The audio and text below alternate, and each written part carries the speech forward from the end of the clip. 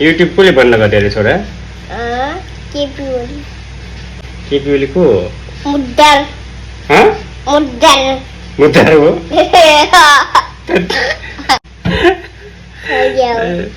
जेन यस्तो भन्ने जेन आन्दोलनले युट्युब बन्द गर्यो, फेसबुक बन्द गर्यो भनेर सरकारले बन्द गर्यो। अनि त्यही भएर त्यो चाहिँ हामीले चाहिँ हेर्न पाएनौँ, बोल्न पाएनौँ, हामीले लेख्न पाएनौँ भनेर अनि जेनजी दादाहरूले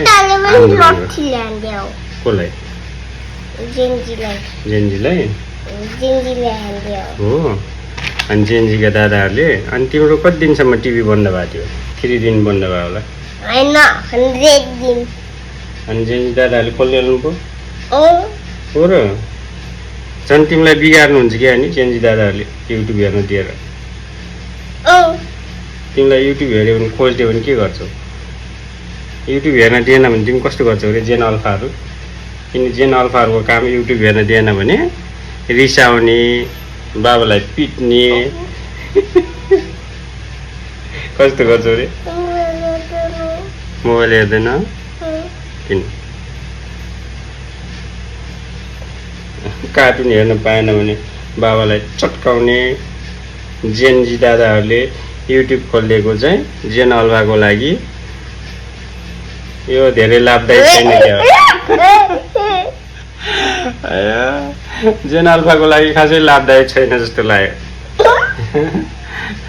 त्यसो नगर। डियाना एन्ड रोमा हेर्दा अनि बाबाले खोजिदिने बेला कस्तो गर्छौ तिमी?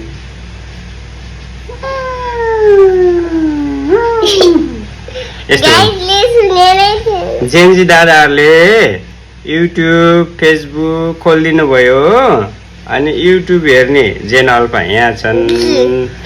अनि जेन अल्फाले युट्युब हेरिरहेको बेला मोबाइल खोजिदियो भने कस्तो गर्छन् थाहा छ? भनेर रिसाउने।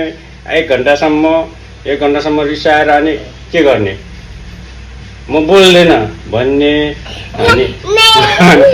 अनि रिसाउने, पिट्ने बाबालाई, अनि झर्किने चर्किने।